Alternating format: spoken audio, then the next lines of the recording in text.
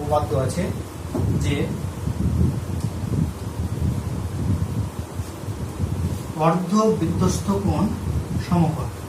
Class 9-এ একটা theory আছে অর্ধবৃত্তস্থ কোণ সমকোণ। যদি কেউ এভাবে করে সেটা হবে, তবে জাস্ট জেনে রাখাটা ভালো। অর্ধবৃত্তস্থ কোণ সমকোণ অর্থাৎ একটা যদি সার্কেল থাকে, সার্কেলের মধ্যে আমি একটা পয়েন্ট সেন্টার তোমরা জানো, এবার এটা ব্যাস না, তাহলে এটা হচ্ছে অর্ধেক বৃত্ত, এটা অর্ধেক বৃত্ত।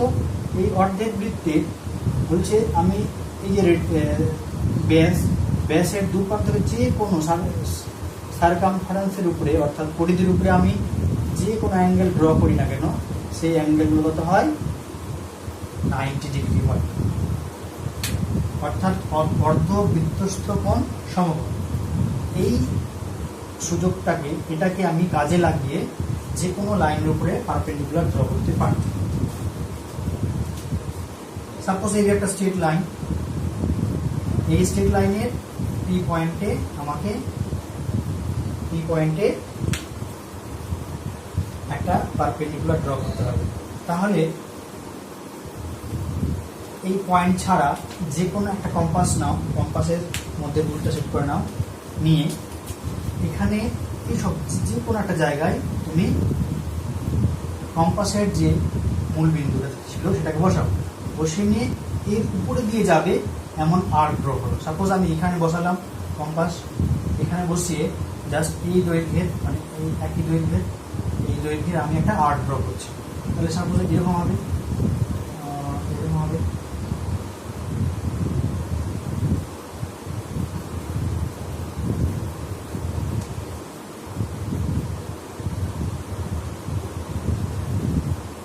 এরকম হবে।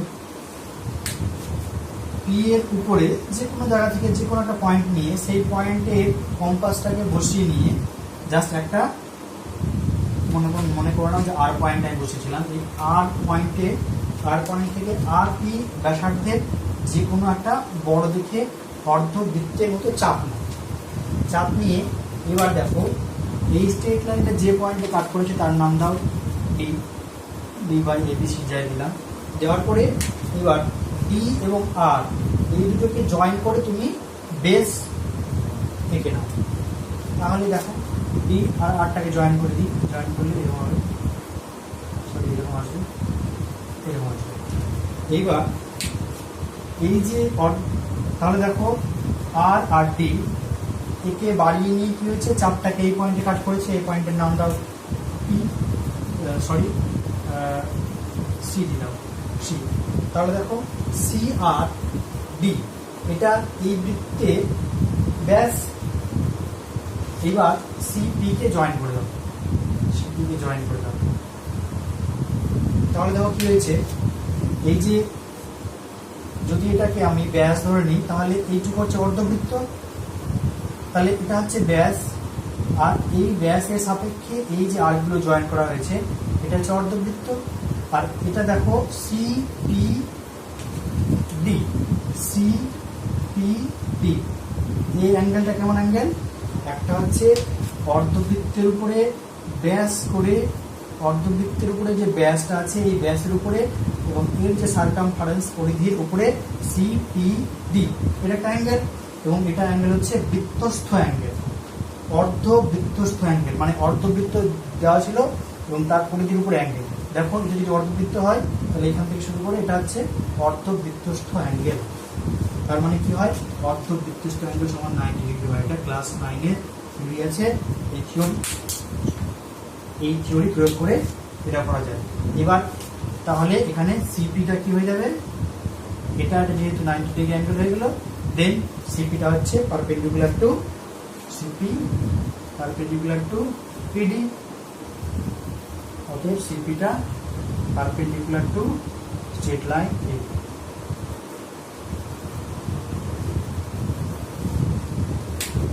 অর্ধবৃত্তস্থ কোণ সমকোণ, এই থিওরিটা কাজে লাগিয়ে আমরা এইভাবেও CP perpendicular to AB draw করতে পারি। ওকে, যা তোমাদেরকে প্রথমে যে শেখানো হয়েছিল সেটা কিন্তু বেশি ফলো করবে প্রথমটা। আচ্ছা, next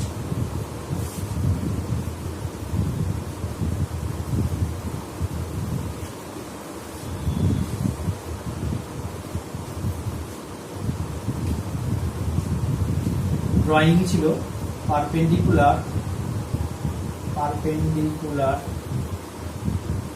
perpendicular perpendicular from out a point from out a point from out a point on a straight line আচ্ছা বলছে একটা স্ট্রেট লাইনের উপরে আউট এ পয়েন্ট মানে বহিস্থ কোনো বিন্দু থেকে স্ট্রেট লাইনের উপরে একটা পারপেন্ডিকুলার ড্র। একটা জিনিস সাপোজ এই যে একটা স্ট্রেট লাইন বলছে এই স্ট্রেট লাইনের উপরে অথবা নিচে যে কোনো জায়গা থেকে কি হবে বাইরে থেকে যে কোনো একটা পয়েন্ট থেকে এই লাইনের উপরে কি করে আমি পারপেন্ডিকুলার ড্র করব। তাই তোমরা প্রথমে এ বি একটা স্ট্রেট লাইন স্কেল এর সাহায্যে ড্র করবে দেন যে কোনো একটা পয়েন্ট পি নিয়ে নিলাম। এই পি পয়েন্ট থেকে মানে বহিস্থ কোনো বিন্দু থেকে সরল রেখা দেওয়া আছে, এই সরল রেখার বহিস্থ কোনো বিন্দু থেকে সরল রেখার উপরে লম্ব অঙ্কন করতে হবে। তাহলে সরল রেখার উপরে যে কোনো একটা বিন্দু পি নিলাম। এবার এই পি বিন্দু থেকে দেখো এই বিন্দুটা খুব একটা উঁচুতে নেবে, যদি স্ট্রেট লাইনটা বড় করে নাও তাহলে একটু উঁচুতে নেবে, যদি স্ট্রেট লাইন ছোট করে নাও তাহলে পি বিন্দুটা সবসময় একটু কাছাকাছি নেবে এই সোজা রেখে। এটা সাপোজ পি, কেন বললাম বুঝতে পারবে। এবার এই স্ট্রেট লাইন এর সাথে যে পি এর ডিস্ট্যান্স এর থেকে একটু বড় করে এই স্ট্রেট লাইন এর সাথে পি পয়েন্টের যে ডিস্ট্যান্স এর থেকে একটু বড় করে তুমি একটা আর্ক নাও বা চাপ। তাহলে দেখো এখান থেকে যদি আমি এই বড় করে চাপটা নিই তাহলে এখানে প্রথমে কি করবে কম্পাস বসাবে, কম্পাস বসিয়ে এখানে চাপ নেবে। কি করে চাপ নেবে তাহলে চাপটা এরকম হবে, আর্ক নিয়েছ, এখান থেকে বসিয়ে নিয়ে এটা চাপ নেবে। আর এবার এই আর্কটা যে দুটো পয়েন্টে কাট করেছে সেই দুটো পয়েন্টে মধ্যবিন্দু নির্ণয় করতে হবে। কি করে করবে, এই যে দুটো কাট করেছে যে লাইন সেগমেন্টটা সরল রেখাংশটা তার অর্ধেকের একটু বেশি নিয়ে নিচে দিয়ে কাট করবে। তাহলে এর অর্ধেকের একটু বেশি নিয়ে নিচে কাট করো এসব জায়গায়, আবার ঠিক একই মাপে এখান থেকে নিয়ে কাট করো এসব জায়গায়। তাহলে দেখো আমরা একটা পয়েন্ট পেয়েছি যে দুটো আর্ক একটা পয়েন্টে কাট করেছে। এবার এটা একটু এদিকে আসবে, এরকম টাইপের আসবে। এবার এই পয়েন্টটার সাথে মূল পয়েন্টটা বহিস্থ বিন্দুটা তুমি যোগ করে দিলাম। তাহলে দেখো নামগুলো দিবে, এটা D C P Q AB straight line. তাহলে এবি যে স্ট্রেট লাইন এর উপরে একটা বহিস্থ বিন্দু পি, সেই পি বিন্দু থেকে আমি প্রথমে পি কিউ এম একটা চাপ ড্র করলাম। যে চাপটা এবি সরলরেখাংশকে পি এবং কিউ বিন্দুতে ছেদ করেছে, পি কিউ এর মধ্যবিন্দু ডি নির্ণয় করলাম, পি কিউ এর মধ্যবিন্দু ডি নির্ণয় করলাম। এবার পি এবং ডি যুক্ত করলাম, তাহলে এখানে পাওয়া গেল পি এবং সি। তাহলে এই যে পিসি লাইন সেগমেন্ট পিসি, এই পিসি লাইন সেগমেন্টটা হচ্ছে পারপেন্ডিকুলার টু এবি। তাহলে আমরা রেজাল্ট পেলাম পিসি, পিসি হচ্ছে এবি যে লাইন তার উপরে পারপেন্ডিকুলার। তাহলে যে কোনো বিন্দু অর্থাৎ একটা সরলরেখার বাইরে বহিস্থ যে কোনো বিন্দু পি থেকে এবি সরলরেখার উপরে আমরা লম্ব ড্র করলাম। therefore PC is a perpendicular on a straight line AB। আশা করি বুঝতে পেরেছো। নেক্সট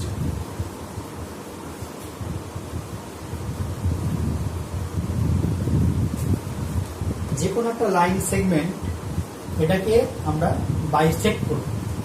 বাইসেক্ট মানে হচ্ছে দুই ভাগে ভাগ করে line segment. Line suppose AB is a line segment, AB একটা লাইন সেগমেন্ট,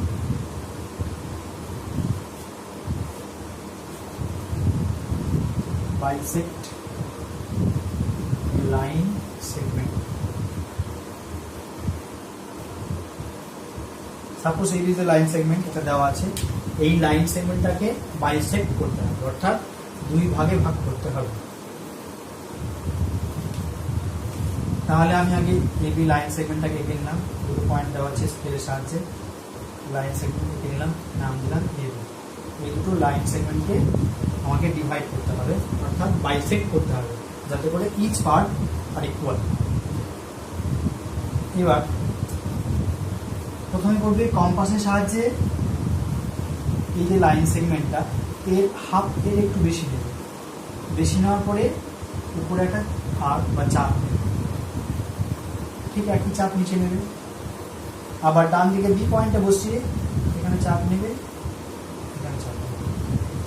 যে কোনো লাইন সেগমেন্টকে যদি বাইসেক্ট করতে হয়, নিয়ম হচ্ছে লাইন সেগমেন্টের অর্ধেকের বেশি নিয়ে কম্পাসটাকে এ বিন্দুতে বসিয়ে, অর্থাৎ বাম দিকে যে বিন্দু থাকবে লেফট হ্যান্ড সাইডে, সেই বিন্দুতে বসিয়ে অর্ধেকের বেশি করে চাপ নেবে, এবং ঠিক একই পরিমাণ চাপ বি বিন্দুতে বসিয়ে নেবে।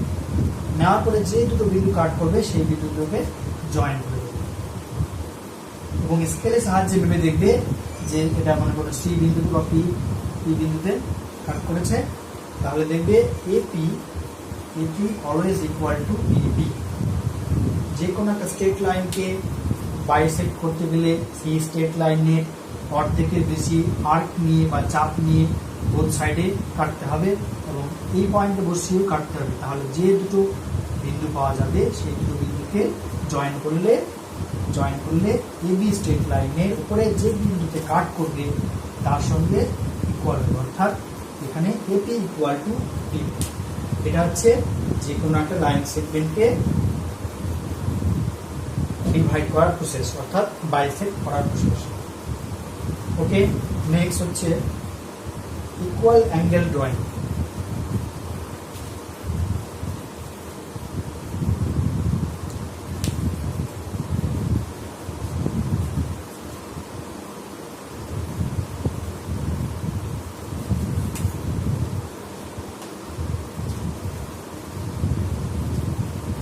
Equal angle drawing. আচ্ছা, ইকুয়াল অ্যাঙ্গেল ড্রয়িং তার মানে আমাকে নিশ্চয় একটা অ্যাঙ্গেল দেওয়া আছে, যে কোনো একটা অ্যাঙ্গেল গিভেন দেওয়া থাকবে। সাপোজ এই অ্যাঙ্গেলটা গিভেন, এটা হচ্ছে 70 ডিগ্রি। এই অ্যাঙ্গেলটা গিভেন এ ও বি, বলেছে এ ও বি অ্যাঙ্গেল হচ্ছে 70 ডিগ্রি। এই অ্যাঙ্গেলের সমান একটি অ্যাঙ্গেল অঙ্কন করো, অর্থাৎ equal angle A O B এর ইকুয়াল অ্যাঙ্গেল ড্র করো। অ্যাট ফার্স্ট আমরা একটা লাইন সেগমেন্ট নেব। যদি এটা লাইন সেগমেন্ট না হয়, লাইন হয়, তাহলে উপরে চলে যাবে। হ্যাঁ, ঠিক আছে, ধরো আমরা এভাবে নিতে পারি লাইন সেগমেন্ট, সরি লাইন। এবার এই আমাদের কাজ হচ্ছে এ ও বি এই অ্যাঙ্গেলটা ইকুয়াল অ্যাঙ্গেল ড্র করতে হবে। সব থেকে প্রথমে কম্পাসের সাহায্যে আমরা প্রথমে এই পয়েন্টে বসিয়ে যে কোনো একটা আর্ক ড্র করলাম। ঠিক একই পরিমাণ আর্ক আমি নাম দিই সি ডি, তাহলে ও পয়েন্টে কম্পাসের সাহায্যে আমরা যে কোনো একটা আর্ক ড্র করব। ঠিক একই পরিমাণ আর্কটা এখানে ড্র করব, ঠিক আছে। এইবার এই দুটো লাইন, ও এ লাইন এবং ও বি লাইন, আর্কটাকে মনে করে নাও পি কিউ পয়েন্টে কাট করেছে, তাহলে পি কিউ এর সমান দৈর্ঘ্যের পি কিউ এই যে লাইন সেগমেন্টের দৈর্ঘ্য হবে, একই দৈর্ঘ্য নিয়ে জাস্ট আমি এখান থেকে কাট করবো। তাহলে পি কিউ সমান করে নিয়ে জাস্ট এখানে বসিয়ে আমি কাট করবো। পি কিউ এর সমান দৈর্ঘ্যের আর নিয়ে আমি কি করব, জাস্ট এই পয়েন্ট থেকে অর্থাৎ এম পয়েন্ট থেকে কাট করব। কাট করার পরে মনে করুন জাস্ট এটা জি পয়েন্টে কাট করেছে। পি কিউ এর সমান দৈর্ঘ্যের আর্ক নিয়ে এম পয়েন্ট থেকে কম্পাস বসিয়ে আমি জি পয়েন্টে কাটবো, দেন সিজে কে যোগ করে দেবো। এটা সাপোজ এখানে কাটবে, দেন সিজি কে আমি যোগ করে দেবো। এটা F.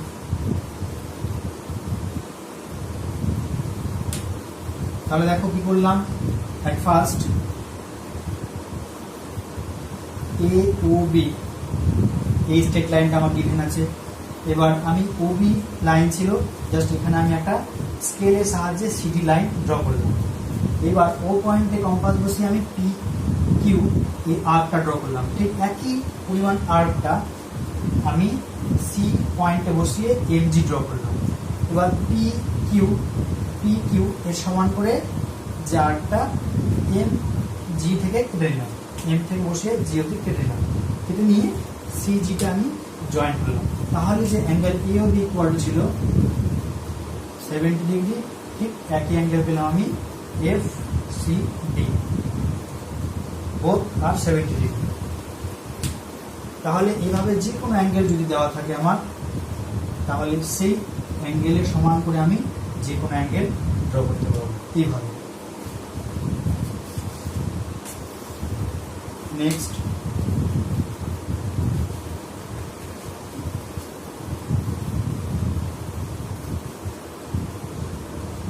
bisection of an angle.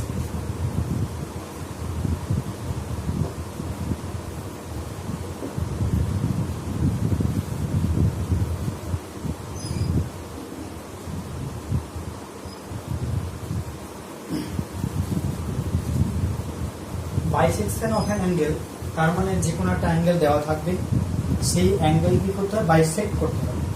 তাহলে অ্যাঙ্গেলকে বাইসেক্ট করতে গেলে আমার সেই অ্যাঙ্গেলের উপরে যে আর্কটা, সেটা আর্কটাকে দেখতে হবে। সাপোজ এ ও বি এই অ্যাঙ্গেলটা দেওয়া আছে, এ ও বি এই অ্যাঙ্গেলটা দেওয়া আছে, এই অ্যাঙ্গেলটাকে বাইসেক্ট করতে হবে। অনেক ক্ষেত্রে আমার জাস্ট এই যে আর্কটা, ও পয়েন্টে বসিয়ে যে আর্কটা সেটা গিভেন দেওয়া থাকবে, কত না দেওয়া থাকলে আমরা ইচ্ছা মতো করে এটা ড্র করে নেব। এই অ্যাঙ্গেলটা কি করবো, ড্র করে নেব। সাপোজ এখানে দেওয়া আছে এরকম M A O B angle, এটা এই অ্যাঙ্গেলটাকে আমাকে করতে হবে বাইসেক্ট করতে হবে। এবার এই অ্যাঙ্গেলের এই যে আর্কটা, ও পয়েন্টে বসে যে আর্কটা পাবো, সেই আর্কটা দেওয়া আছে। না দেওয়া থাকলে আমরা ইচ্ছা মতো একটু বেশি বড় করে নিয়ে এটাকে ড্র করে নেব, দেওয়া থাকলে সুবিধা। এবার এম পয়েন্ট এবং এন পয়েন্ট, এই দুটো পয়েন্টকে নিয়ে আমরা কি করব, অ্যাঙ্গেল এ ও বি কে বাইসেক্ট করব। এম পয়েন্টে প্রথমে করবো কি, এম পয়েন্টে কম্পাস বসিয়ে এম এন এর অর্ধেকের একটু বেশি অথবা একটু বেশি নিলেও প্রবলেম নেই। এই যে আর্টটা এর অর্ধেকের থেকে একটু বেশি নিতে হবে, বেশি নিয়ে আমি আর্টটা আর্ট ড্র করবো। সাপোজ এখান থেকে এখানে বড় করে দিলাম, এখানে এ নিলাম, এখান থেকে নিয়ে এটা নিয়ে আমি আর্ট ড্র করবো। এম এর যে আর্টটা আছে, এই আর্টের অর্ধেকের একটু বেশি নিয়ে আমি একটা আর্ট ড্র করলাম, চাপ নিলাম, এবং ঠিক একই পরিমাণ চাপ এম পয়েন্টে বসিয়ে আবার এম পয়েন্টে কম্পাস বসিয়ে এম এন এর অর্ধেকের একটু বেশি বড় চাপ নিয়ে আমি এখানে একটা চাপ ড্র করলাম। ঠিক একই পরিমাণ চাপ এম পয়েন্ট থেকে নিয়ে কেটে নিলাম। কেটে নিয়ে যে পয়েন্টটা পাওয়া গেল সেটাকে ও পয়েন্টের সাথে আমি যোগ করে দিলাম। তাহলে OP, suppose OP straight line পাওয়া গেল। তাহলে এখানে angle A O B, angle A O বিটা কি হয়েছে, অ্যাঙ্গেল এ ও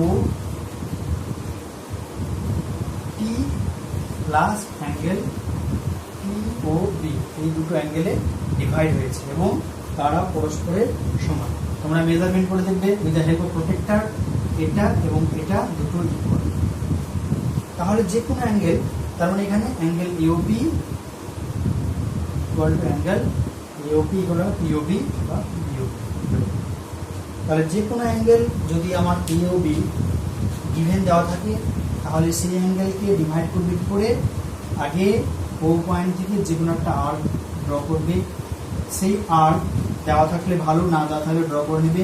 এবার এই দুটো স্ট্রেট লাইনকে যে পয়েন্টে কাট করবে, এখানে এম এবং এন পয়েন্টে কাট করেছে, এবার এম পয়েন্টকে কম্পাস বসিয়ে এই আর্কের অর্ধেকের একটু বেশি নিয়ে উপরে আর্ক ড্র করবে, এন পয়েন্ট থেকে সেম আর্ক ড্র করবে, যে পয়েন্টে কাট করবে সেটা ওর সাথে যুক্ত করবে। তাহলে এখানে অ্যাঙ্গেল দুটো অ্যাঙ্গেল পাওয়া গেল, A O P and angle EOB. These two angles are equal. So angle EOB equal to angle EOP